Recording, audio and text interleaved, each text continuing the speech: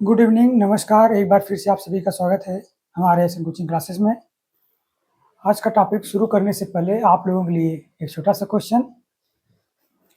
Question है। मानव जनन प्रणाली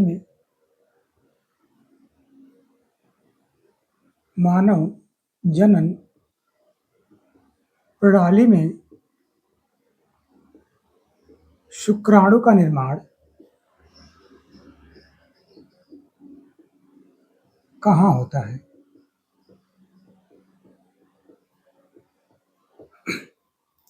इसमें देखिए, ऑप्शन ए है वृषण में, ऑप्शन बी अंडाशय में, ऑप्शन सी डिंब वाहिनी और ऑप्शन डी आपका है योनि में। क्लियर? तो क्वेश्चन क्या है आपका कि मानव जनन प्रणाली में शुक्राणु का निर्माण कहाँ पे होता है? ऑप्शन आपको दिए गए हैं। इन चारों ऑप्शन में से जो ऑप्शन सही है उसको कमेंट बॉक्स में जरूर लिखिएगा। और इसके साथ हम आगे बढ़ते हैं अपने टॉपिक की ओर। शुरू करने से पहले आपको बता दें कि हम पढ़ के आ रहे हैं भैया। हम लोग पढ़ रहे हैं नर जनन तंत्र के बारे में। किसके बारे में? नर जनन तंत्र के बारे में। ठीक है, कि पुरुषों में जनन के लिए कौन कौन से अंग पाए जाते हैं उसके बारे में हम लोग पढ़ रहे हैं। तो अभी तक हमने पढ़ा वृषण के बारे में, वृषण की आंतरिक संरचना, वृषण की बाह्य संरचना, यह हो गया था। वृषण में कौन कौन सी नलिकाएं पाई जाती हैं और वृषण के बाद अगर देखा जाए तो अधिवृषण, शुक्राशय, इन सब के बारे में बात हो गया है। अब इसके बाद हम बढ़ते हैं आगे की तरफ। तो अगला जो हमारा टॉपिक होने वाला है वह है सीमेन। क्या है? वह है सीमेन के बारे में। सीमेन होता क्या है इसके बारे में हम लोग देखते हैं। सीमेन को हम लोग हिंदी में वीर्य कहते हैं। क्या कहते हैं? सीमेन को वीर्य कहा जाता है। वीर्य होता क्या है? वीर्य की अगर हम बात करें तो वीर्य गाढ़ा और क्षारीय द्रव्य होता है। ये क्या होता है? गाढ़ा और क्षारीय द्रव्य होगा। ठीक है, ये होता है गाढ़ा और क्षारीय द्रव्य होता है। कैसा होता है? क्षारीय द्रव्य होता है।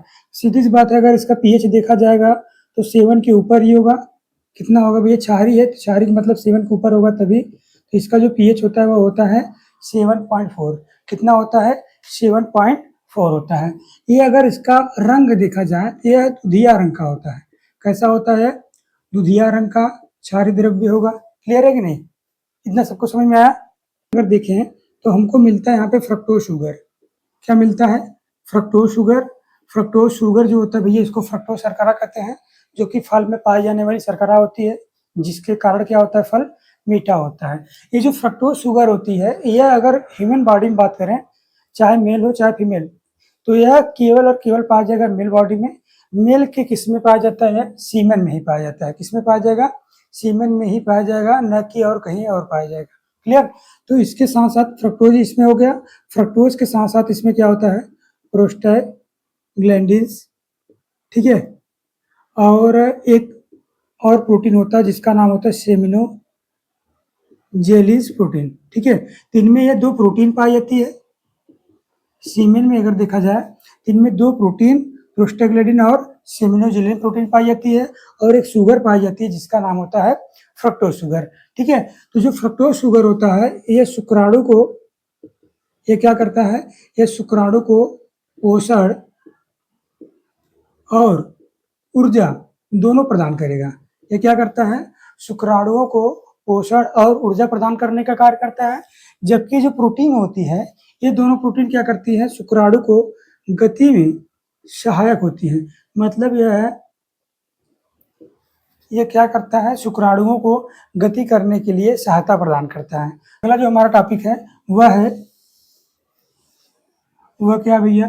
वह है मूत्रमार्ग तथा शिश्न के बारे में। इसके बारे में है मूत्रमार्ग और शिश्न के बारे में। मूत्रमार्ग तथा शिश्न। मूत्रमार्ग को कहते हैं यूरेथ्रा। क्या कहा जाता है? यूरेथ्रा। और शिश्न को कहते हैं पेनिस। क्या कहते हैं? पेनिस। इसके बारे में हम बात करने वाले हैं। ठीक है, तो मूत्रमार्ग क्या होता है? देखिए, पुरुषों में अगर हम बात करें तो पुरुषों में मूत्र मार्ग की जो लंबाई होगी, ठीक है, ये होती है 15 से 20 सेंटीमीटर। कितनी होती है? 15 से 20 सेंटीमीटर। पुरुषों में मूत्र मार्ग की लंबाई 15 से 20 सेंटीमीटर होगी। देखिए, ये जो मूत्र मार्ग होता है ये दोनों में पाया जाएगा, मेल हो चाहे फीमेल हो, दोनों में पाया जाता है, ठीक है। लेकिन पुरुषों में अगर इसकी लंबाई की बात करें तो ये होती है 15 से 20 सेंटीमीटर की, ठीक। अगर इसका देखा जाए कहाँ से लेकर कहाँ तक फैली होती है मूत्र मार्ग की लंबाई के बारे में, तो यह मूत्राशय से प्रारंभ होगी। कहाँ से प्रारंभ होगी? मूत्राशय से प्रारंभ होकर, ठीक है, शिश्न की लंबाई से होते हुए, शिश्न की लंबाई से होते हुए बाहर की ओर खुलेगी। कहाँ पे? शरीर से बाहर, ठीक है, शरीर के बाहर खुलती है। जिसके द्वारा खुलती है, जिस छिद्र के द्वारा खुलती है, उस छिद्र को कहते हैं मूत्र जनन छिद्र। क्या कहते हैं? मूत्र जनन छिद्र कहते हैं।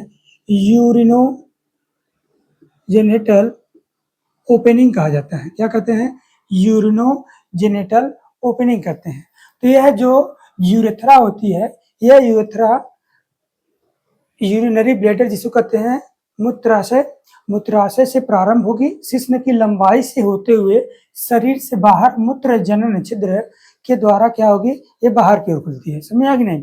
इसके बाद अगर हम बात करें शिश्न के बारे में, जो शिश्न होता है भैया, यह क्या होता है? पुरुषों का सहायक जनन अंग होता है। शिश्न क्या होता है? पुरुषों का सहायक जनन अंग होता है। क्लियर है कि नहीं? यह पुरुषों का क्या हो गया? सहायक जनन हो गया। यह बना होता है पेशियों का। एक किसका बना होता है? पेशियों का बना होगा। पेशियों का बना उत्थानशील। उत्थानशील मतलब होता है इरेक्टाइल। इरेक्टाइल का मतलब हो गया भैया खड़ा होने योग्य, ठीक है, खड़ा होने योग्य। तो ये जो अंग होता है भैया शिश्न, यह क्या होता है? पेशियों का बना होगा, मांसपेशियों का बना होता है। उत्थानशील अर्थात यह जब लैंगिक संपर्क करते हैं तो लैंगिक संपर्क के दौरान यह क्या होता है? यह उत्थानशील अंग होता है। क्लियर हुआ कि नहीं? अगर बात करें तो यह मैथुन क्रिया में सहायता करता है। क्या करता है? मैथुन की क्रिया में सहायता प्रदान करने का कार्य करता है कि जब किसी फीमेल के साथ संबंध बनाना होता है उस दौरान क्या होता है भैया? यह संबंध बनाने के लिए उत्तरदायी होता है, जिसके द्वारा क्या होता है? आसानी से संबंध बनाया जा सकता है किसी महिला के साथ में। समझ आई नहीं? इसके बाद अगर हम बात करें तो इसमें क्या होता है? यह लैंगिक उत्तेजना के समय, इनमें क्या होता है? लैंगिक उत्तेजना के समय अगर देखा जाए तो इनमें क्या होगा? इनमें रुधिर का स्राव बढ़ जाता है। जो शिश्न होती है, शिश्न में क्या होगा? रुधिर स्राव बढ़ जाएगा। रुधिर स्राव बढ़ जाता है तो जो शिश्न होता है यह कठोर और सख्त हो जाता है। कैसा हो जाएगा? कठोर और सख्त हो जाता है। समझ में आया कि नहीं आया? क्लियर है कि नहीं? जब लैंगिक उत्तेजना इनमें जागृत होती है, पुरुषों में लैंगिक उत्तेजना जागृत होगी, इनमें रुधिर स्राव क्या हो जाएगा? बढ़ जाएगा, जिसके कारण जो शिश्न होता है वह कैसा हो जाता है? कठोर और सख्त हो जाता है। इसके बाद अगर हम बात करें तो जो शिश्न का शीर्ष भाग होता है, शिश्न का शीर्ष भाग अगर देखा जाए तो यह अपेक्षाकृत देखा जाए तो यह फूला हुआ होगा। कैसा होता है? फूला हुआ होता है, ठीक है कि नहीं? कैसा होता है? फूला हुआ होता है। इसके साथ साथ में चिकना भी होता है। कैसा होता है? चिकना होता है।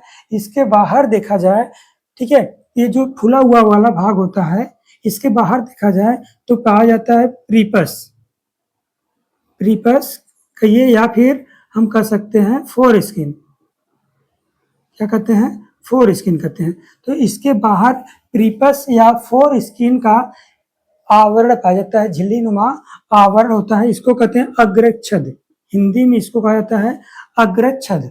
क्या कहते हैं? अग्रच्छद। प्रीपस कहिए या फोर स्किन कहिए या अग्रच्छद कहिए, एक ही मतलब हुआ। तो जो शिश्न का शीर्ष भाग फूला हुआ होता है उसके बाहर क्या होता है कि झिल्ली नुमा आवरण पाया जाता है, जिसको हम कहते हैं प्रीपस या फोर स्किन कहते हैं। इस शिश्न के जो फूले हुए वाला भाग होते हैं इसको हम कहते हैं शिश्न मुंड। क्या कहते हैं? शिश्न मुंड कहते हैं। ग्लैंड पेनिस कहा जाता है। क्या कहते हैं? ग्लैंड पेनिस कहते हैं। समझ आ गया? अगर हम बात करें पुरुषों में सहायक जनन ग्रंथियों के बारे में, किसके बारे में? पुरुषों में सहायक जनन ग्रंथियों में के बारे में, कि कौन कौन सी वे ग्रंथियां होती हैं जो जनन के लिए हेल्प करती हैं। तो इनमें 3 ग्रंथियां आती हैं। पहला होता है शुक्राशय। क्या होता है? शुक्राशय, जो होता है एक जोड़ा। ठीक है। इसके बाद आती है पुरस्थ ग्रंथि। ठीक है, जो कि होता है सिंगल, एक ही होगा, ये जोड़े में नहीं होता, पेयर में नहीं होगा, ये सिंगल होता है। इसके बाद आती है काउपर ग्रंथि। क्या आती है? काउपर ग्रंथि। क्लियर है कि नहीं? ये भी आपका होता है एक जोड़े के रूप में।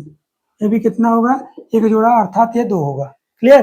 तीन में 3 ग्रंथियां आती हैं। शुक्राशय, पुरस्थ ग्रंथि जिसको कहते हैं प्रोस्टेट, काउपर को काउपर भी कहा जाता है अंग्रेजी में, और बल्बो यूरेथ्रल ग्रंथि भी कहा जाता है। ठीक है, तो ये एक जोड़ा शुक्राशय हो गया, और सिंगल हो गया पुरस्थ, और एक जोड़ा क्या हो गया?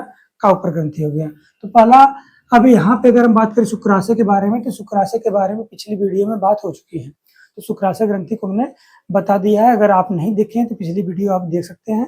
ठीक है, इसके बाद हम बात करेंगे हमारे पुरस्थ ग्रंथि के बारे में। किसके बारे में? पुरस्थ ग्रंथि। ठीक है, पुरस्थ ग्रंथि को हम कहते हैं प्रोस्टेट ग्लैंड। क्या कहते हैं? Prostate gland. अंग्रेजी में इसको प्रोस्टेट ग्लैंड कहते हैं, हिंदी में इसको पुरस्थ ग्रंथि कहा जाता है। अगर पुरस्थ ग्रंथि की बात करें तो यह मूत्र मार्ग के आधार भाग के चारों ओर पाई जाएगी। सिंगल होगी, और जो यूरेथ्रा आया होता है, मूत्र मार्ग आया होता है, उसके आधार भाग पर रहेगा, चारों ओर से घेरे रखता है। यही जो प्रोस्टेट ग्रंथि होती है, प्रोस्टेट ग्रंथि में बैक्टीरियल इन्फेक्शन होने की वजह से क्या होता है? डैमेज हो जाता है, मतलब इनमें स्वेलिंग आ जाती है, स्वेलिंग आ जाएगी, सूजन आ जाती है, जिसकी वजह से क्या होता है? सही तरीके से जो यूरिनेशन होना चाहिए वह नहीं हो पाता। अगर देखा जाए एक नली है, ठीक है, ये नली है, यहाँ पे ग्रंथि पाई जा रही है। ठीक है, ये जो ग्रंथि है, यही आपकी कौन सी ग्रंथि हो गई? पुरस्थ ग्रंथि या प्रोस्टेट ग्रंथि। अगर हम कह दें इनमें सूजन हो जाए, बैक्टीरियल इन्फेक्शन हो जाए, तो क्या हो जाएगा कि इसकी आकार बढ़ जाएगी। जब इसकी आकार बढ़ेगी, इस नली को क्या करेगी? ये दबाएगी। जो ये नली थी मूत्र मार्ग वाली, इस नली को दबाएगी, तो यहाँ से जो यूरिनरी ब्लेडर से जो यूरिन पास होना चाहिए था आसानी से, वह यूरिन पास नहीं हो पाता है। डॉक्टर के पास जाएंगे तो क्या करता है? कैथेटर लगा देता है। कैथेटर लगाएगा तो सीधा सीधा वह चला आता है किसमें? यूरिनरी ब्लेडर में, मूत्राशय में। और मूत्राशय से जब मतलब जितने भी यूरिन बनेंगे वह क्या होते हैं? आसानी से निकल कर कहाँ चला आता है? कैथेटर में चला आता है। समझा कि नहीं? तो यह चीजें होती है इसमें। यह अनेक पालियों की बनी होती है। सिंगल पाली इसमें तो केवल एक लूप होगा नहीं, अनेक लूप होते हैं, ढेर सारे लोग पाए जाते हैं। इनमें हम क्या कहते हैं? अनेक पालियों की बनी होगी, ढेर सारे लोग पाए जाएंगे इनमें। ठीक है, अगर बात करें, ये जो पुरस्थ ग्रंथि होती है, प्रोस्टेट ग्रंथि होती है, यह मूत्र मार्ग में ही खुलेगी। कहाँ पे खुलती है? मूत्र मार्ग में खुलती है। क्लियर है कि नहीं? यह अनेक पालियों का बना होगा। यह कहाँ पे खुलेगा? मूत्र मार्ग में खुलेगा।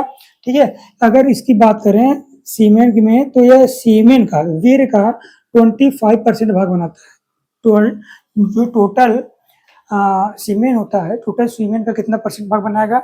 25% भाग कौन बनाता है? प्रोस्टेट ग्रंथि बनाती है। 60 to 70% कौन बनाता था?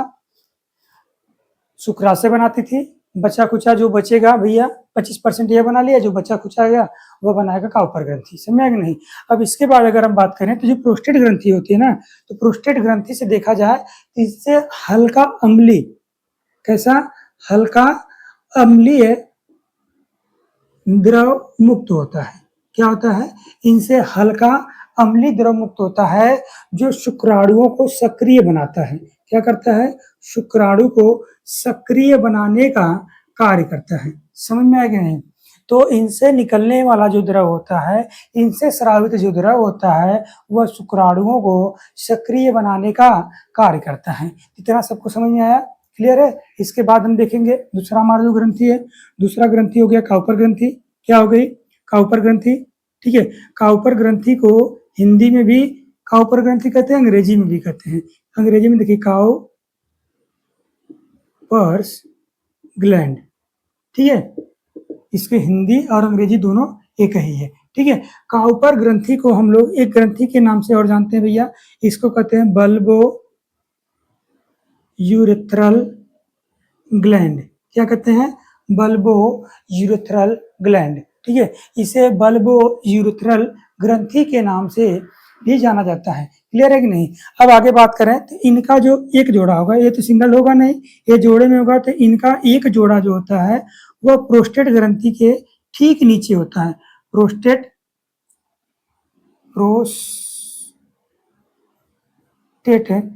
जो ग्लैंड होती है इसके ठीक नीचे ही स्थित होता है। समझ आया कि नहीं? तो जो बल्बो यूरेथ्रल ग्रंथि होती है वह प्रोस्टेट ग्रंथि के ठीक नीचे स्थित होता है, ठीक है। इनसे जो स्रावित होने वाला द्रव होता है यह क्षारीय होगा। इनसे स्रावित द्रव कैसा होता है? क्षारीय होता है। कैसा होगा? क्षारीय होता है, जो क्या करता है, मूत्र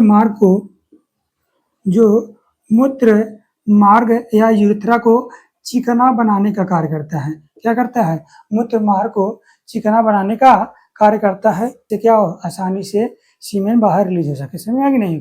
तो ये था हमारा किसके बारे में भैया? ग्रंथियों के बारे में, जो पुरुषों में पाई जाती है जनन वाली, ठीक है। तो पुरुषों में पाई जाने वाली जो सहायक जनन ग्रंथियां होती है वो होती है तीन, शुक्राशय, पुरस्थ और काउपर, जिसके बारे में आज हम पढ़ चुके हैं। समझ आया कि नहीं? आई होप कि आपको वीडियो समझ में आया होगा। अगर वीडियो समझ में आया तो वीडियो को लाइक करना, चैनल को सब्सक्राइब करना न भूलें।